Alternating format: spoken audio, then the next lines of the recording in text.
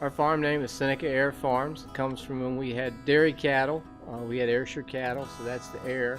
And then we were on Little Seneca Creek, so Seneca Air Farms. Family's been farming since 1826, and we all work together every day here on the farm growing corn, wheat, and soybeans.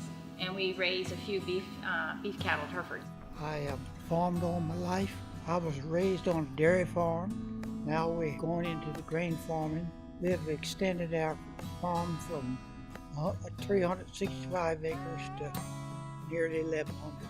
As a young man, I always dreamed of owning over 1,000 acres of ground, and in my lifetime it came true. It's been a long road. I mean, the family's farmed in Montgomery County for over 200 years.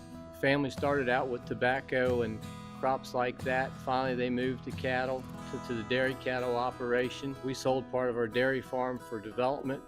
We were able to come to Laytonsville and bought over 1,000 acres down here, and that was in 2003. And since then, we still farm both sides of 270. It has changed from a rural area to a suburban area. Though they have created a farming district, farming in the area is getting more difficult every day. I'm the fifth generation on one farm, the sixth on the other. We've been a while. Our family roots are just rooted very deeply in agriculture. People really don't know where their food comes from, and people have a lot of influences in their lives today, and a lot of those influences are negative, and it's important for people to know what we do as farmers, how we grow their food, and why we do what we do, and make that connection with the consumers to what is really concerning them. What is that shared value? Training I got from my mother and dad taught me the value of country life, and there was something more to it than just growing a crop, that it was a love of nature. My grandfather and dad always told us, the better you take care of the ground, the better it'll treat you. We try to take care of our ground, try to use a lot of cover crops, different soil conservation practices to reduce runoff, keep the Chesapeake Bay as clean as we can.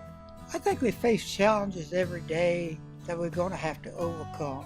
Learning how to use the technology that's presented to us and applying it to upgrade the farm and our animals and whatnot on the farm. You always can't put your eggs in one basket, and you've got to be able to try new things and maybe leave some things behind that aren't working anymore. Things change. We've adopted a lot of technology. The sprayer behind me has GPS auto steer. We're mapping fields, populations as we plant. So we're processing a lot of data to make our yields improve. Thank goodness Paula is our financial wizard.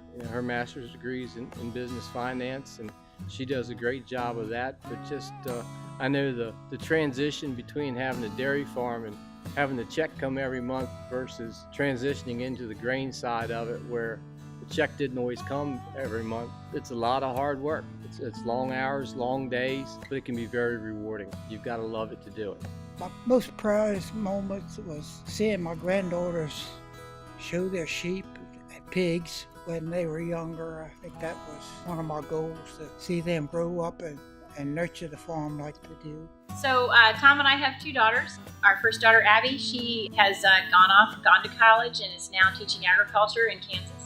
And our second daughter, Anna, she is attending Oklahoma State University, majoring in animal science. I think we have instilled in them the importance of agriculture and how it's important not just to us as a family, but to our community and everywhere else outside of that. Eventually, I think the girls are going to own their own farms, and whether it's hobby farms or whatnot, but I still feel that they eventually raise their family on a farm. We'd like to be able to keep farming as long as we can, especially here in Montgomery County. There was no debate in my mind, because I like to plant things and harvest, and to the extent that was my livelihood, and that's what I love to do. Agriculture is a tough business. It gets very influenced by weather. Crop prices are up and down, and it can be very difficult to break even at the end of the year. It's not an occupation you want to get into to make $1 million and to make yourself rich, but you've got to enjoy doing it. Sometimes we don't get a lot done, but we have a lot of fun while we're doing it.